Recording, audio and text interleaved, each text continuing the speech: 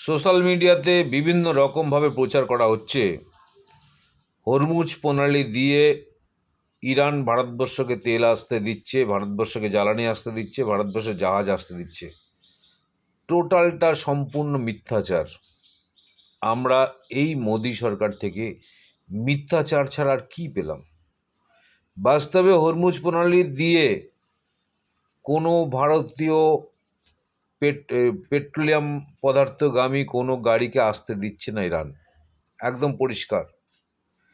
ইরানের প্রধানমন্ত্রী Ayatollah Ali খামেনির মৃত্যুর পরে তার মেয়ে মুস্তফা খামেনি একই রকমভাবে যুদ্ধ চালিয়ে যাচ্ছে।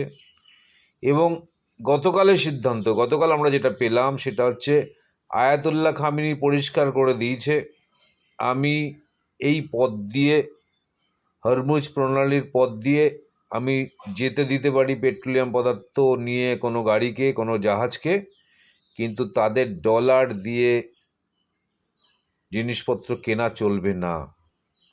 অর্থাৎ আমেরিকান ডলার বয়কট করতে হবে। আমেরিকান ডলার দিয়ে যদি তেল কেনা হয়, আমি সেই জাহাজকে যেতে দেবো না। চীনের যে কারেন্সি তাতে দিয়ে তেল কেনা হোক। একটা দারুণ সিদ্ধান্ত কিন্তু নিয়েছে। সেই জায়গায় দাঁড়িয়ে আমাদের এখানকার মিডিয়া শুধু অপপ্রচার বলছে গ্যাসের কোনো অভাব নেই। এদিকে অযোধ্যা যে রাম মন্দির, সেই রাম মন্দিরেও গ্যাসের অভাবে রান্নাঘর বন্ধ হলো গতকাল থেকে। প্রচুর মিষ্টি দোকান বন্ধ হচ্ছে, প্রচুর রেস্তোরাঁ বন্ধ হচ্ছে, প্রচুর মানুষ যারা রুজি রোজগার করতে বেরোবে তারা গ্যাসের লাইনে দাঁড়িয়েছে। আমরা বিহারে বিজেপি শাসিত রাজ্যে আমরা দেখেছি প্রায় 1 কিলোমিটার ধরে গ্যাসের লাইন, এইভাবে লোকে লাইনে দাঁড়িয়ে আছে। মানুষের জীবনযাত্রাটাকে শেষ করে দিচ্ছে এই বিজেপি।